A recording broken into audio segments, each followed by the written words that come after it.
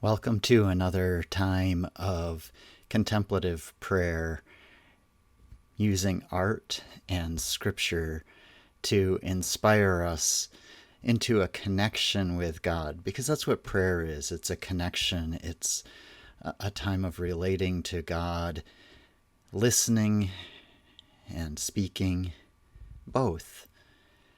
And in contemplative prayer, we spend time trying to deepen that connection.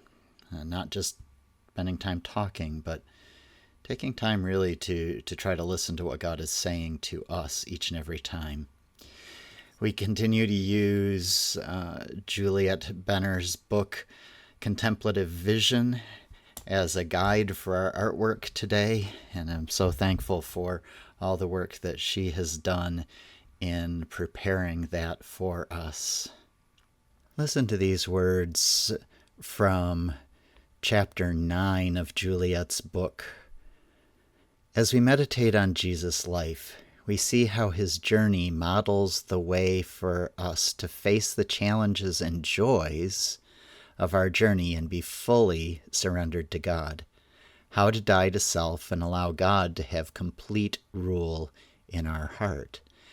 Jesus never lost sight of the destination of his journey. He was entirely focused on doing God's will. His vision was never clouded by distractions or by his own selfish desires. He followed God's leading, trusting that God was always with him, even in the most difficult stages of his journey. Jesus' life was animated by deep involvement in the lives of people who surrounded him.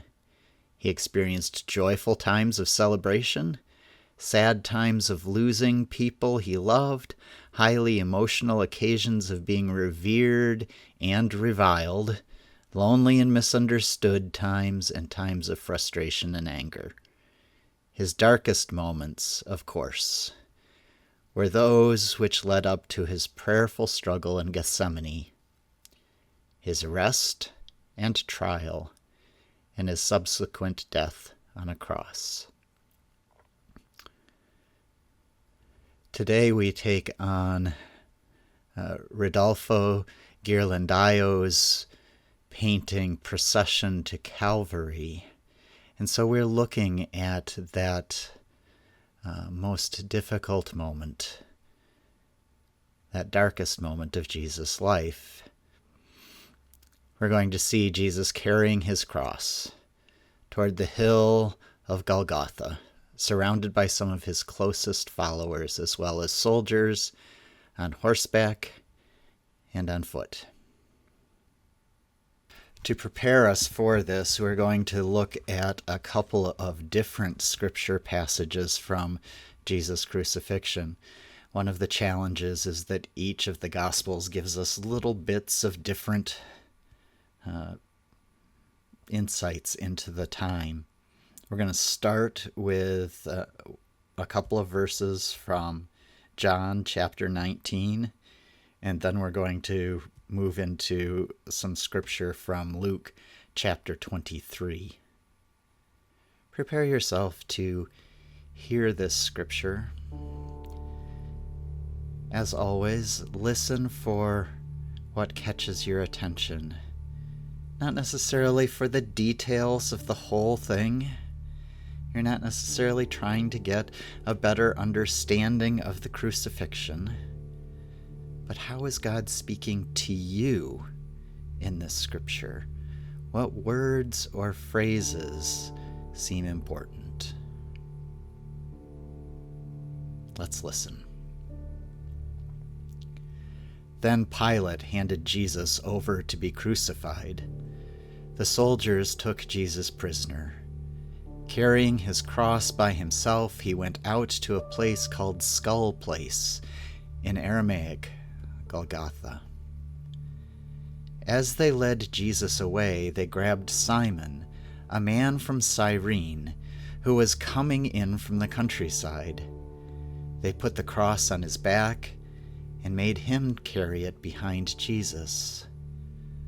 A huge crowd of people followed Jesus, including women, who are mourning and wailing for him.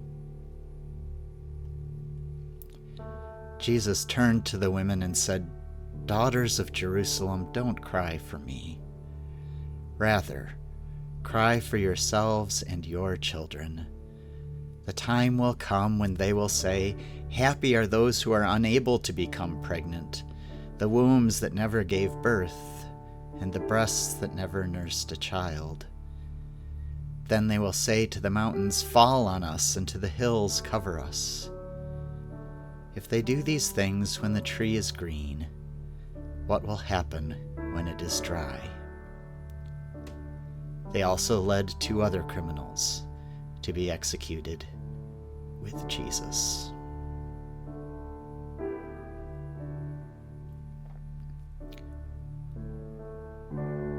What word or words caught your attention? Begin to think about those words. What do they have to do with your life right now?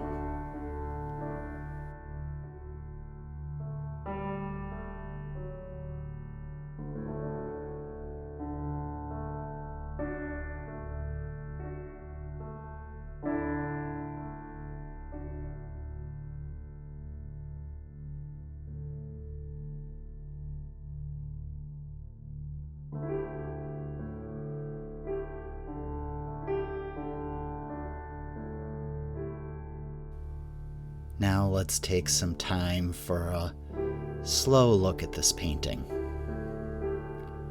Look at the whole thing. What immediately draws your interest?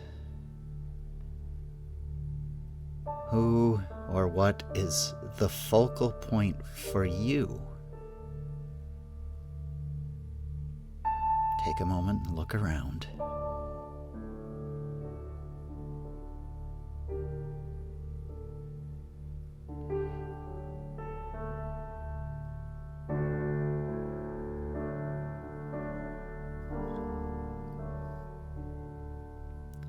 Now that you've got a beginning of what may be capturing your interest, let's listen again as Juliet helps to walk us through the painting in more detail.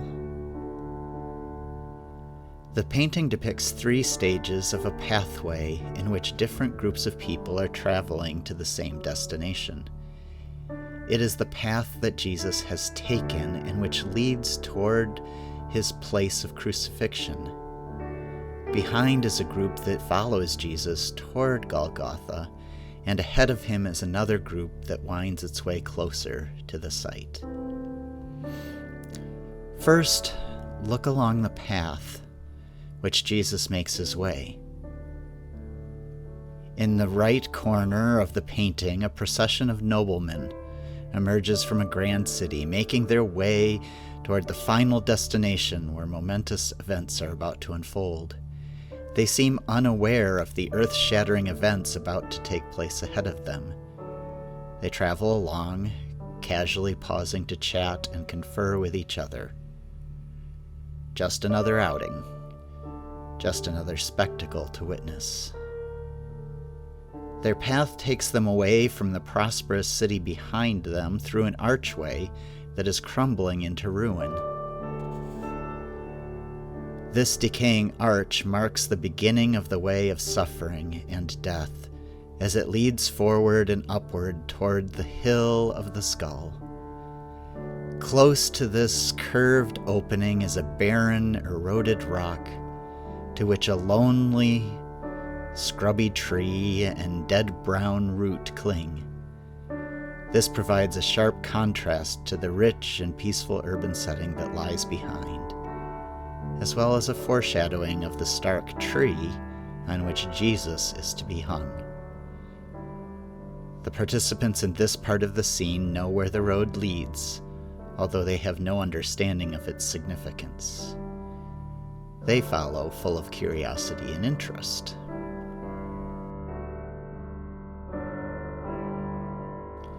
In the opposite, left corner of the painting, we see others farther along the trail up toward the hill. the figures are less distinct, but they appear to be the parties accompanying the two thieves who are to be crucified with Jesus on this fateful day. Following this path upward, we arrive at the hill itself, already prepared for the two thieves. Two crosses, already anchored to the spot, loom into the sky, which is beginning to darken with gathered clouds. Almost at the center of this distant hill, a horseman carries a tall red standard that pierces the center of the hill, marking the exact place where Jesus' cross will be placed. The short horizontal beam of the cross and the long aggressive spear at the center of the painting intersect to form a triangle that accentuates Jesus' place of crucifixion. Jesus himself is placed directly in line with this to leave no question for the viewer where he's headed, nor does it leave any question about his fate. The soft, gentle colors of the background of the painting belie the ugliness and suffering of what is taking place directly in front of us. The two groups on either side of the painting frame the central figure of Jesus and help focus our attention on him. He stands out in his red robe, his body bent under the weight of the cross as he walks barefoot on the stony path. He is also being dragged along by a rope tied to his waist, which the soldier ahead of him firmly grips. In spite of his suffering and anguish, Jesus' face appears calm and tranquil. The crown of thorns presses heavily on his head. From it, drops of blood stream down his brow and neck. Ghirlandaio's visual representation of Jesus' journey to Calvary depicts him being followed by a large crowd of people and of women who are mourning and lamenting him. Here we see the small band of devoted followers very close to Jesus, their golden halos distinguishing them from the others. They accompany him on his painful route to Calvary. They are conformed to his suffering as they walk with him and enter into his painful struggle. They are focused entirely on him as they walk closely behind. Their faces are mournful, yet they bear an incredible stillness and peace about them, a peace that stands in bold contrast to the other people in the scene. Also notice the similarity between their posture and faces and that of Jesus. As his body stoops under the weight of the cross, so these women lean toward Jesus with their gazes fixed on him. John, the beloved disciple, robed in red and gazing almost blissfully toward heaven, stands close to the mother of Jesus. The groups of opposing forces surrounding Jesus appear antagonistic and harsh. The anger and hostility on their faces stands in sharp contrast to the gentle faces of those who are Jesus' friends. Depicted mostly in profile, their features are crisply defined and hard. Notice the aggressive face of the man on the extreme left and the clenched fist of another behind him. Look at the soldier immediately in front of the horse. He shows a face full of rage and hatred as he looks toward the women. All of this is emphasized by the sharp, angular diagonals of the cross and lance in the middle of the painting. The hard, bright metallic armor of the mounted soldier, the sharp edges of helmets and weapons emphasize their animosity.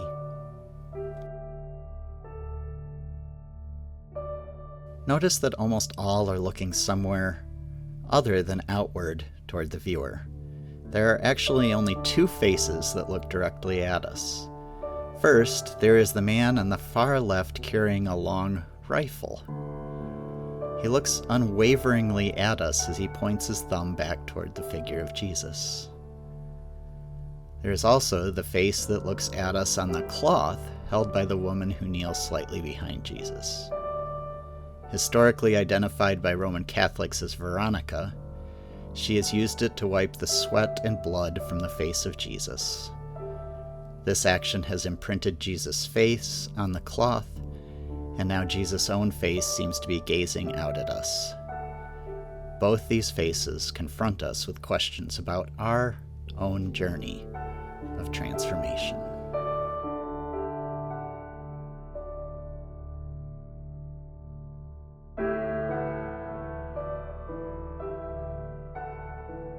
Look back at the full painting.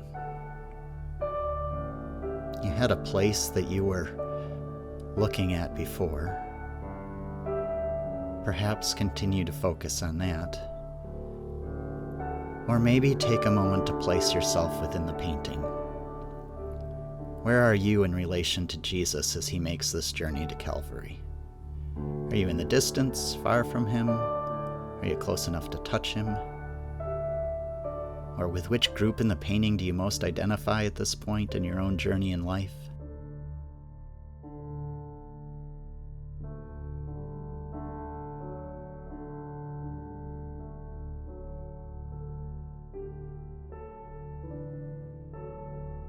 Think about these things. As you begin to think about them, what message do these images have that connects with the words of the Scripture?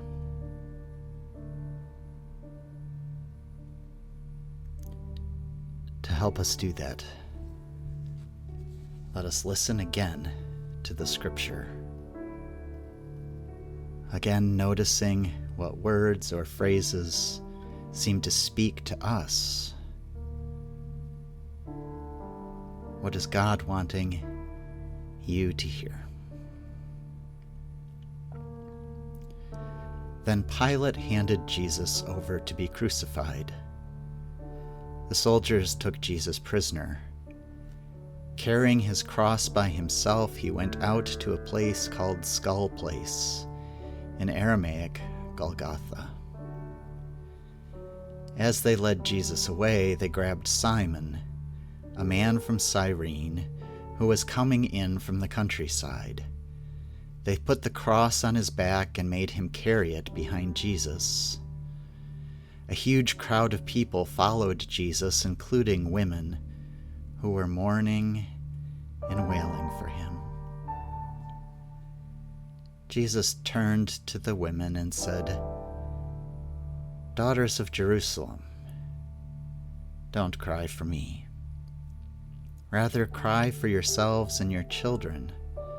The time will come when they will say, 'Happy are those who are unable to become pregnant, the wombs that never gave birth, and the breasts that never nursed a child.'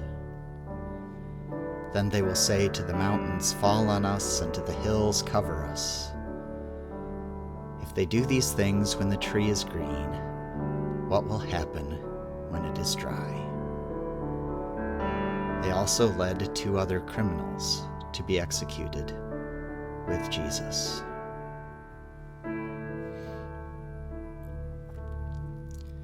As you reflect on the passage again, it's not trying to understand the meaning of the passage that you are after.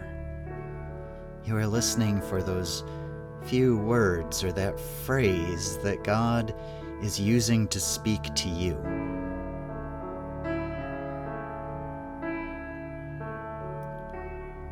What has some connection with your life now? What has some connection to what you were focused on in the painting and caught your eye there?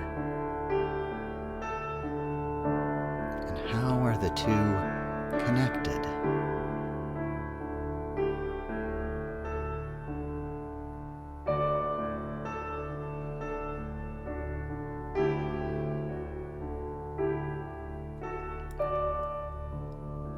Look again at the painting.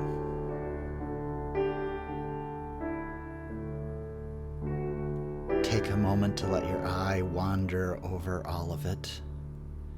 Perhaps something new will catch your eye, a new thing which ties all of your thoughts and messages from God together for this moment. Or perhaps it is that thing that first caught your attention.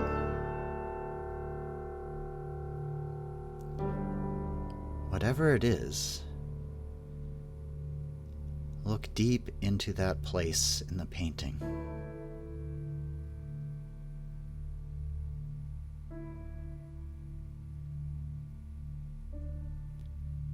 As you think about the words that jumped out from the scripture and this image,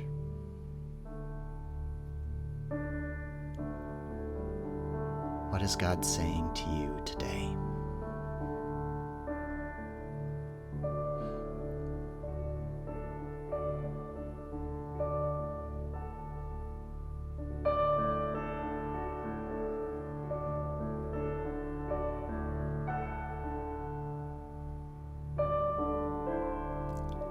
Take that reflection a step further. What does God want you to do with this information? What is God calling you to be? Or how is God calling you to act?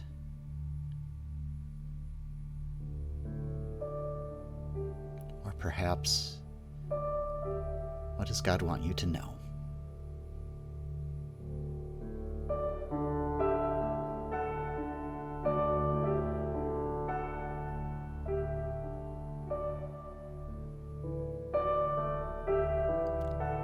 Let your eye drift now toward Jesus. Hear him saying to you whatever it is he has been saying to you through the words of Scripture and through the image.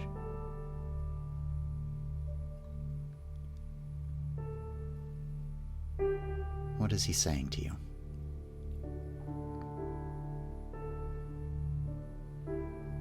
And how do you respond?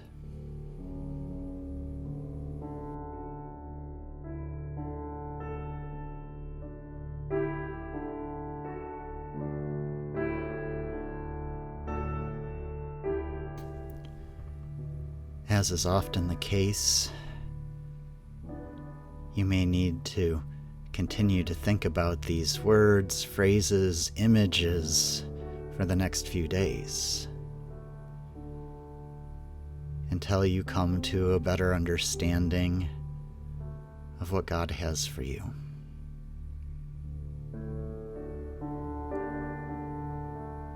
Use them to inspire yourself to draw closer to God and to open your ears to God's leading and your eyes to God's presence.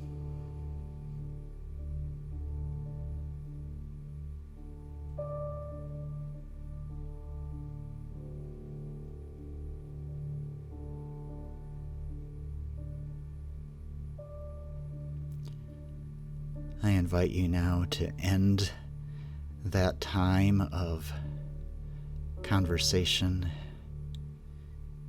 being present with God.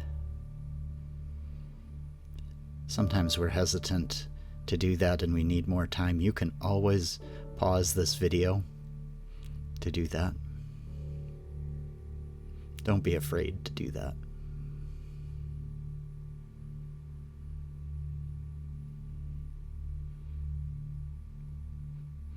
As we come back to this time and this place,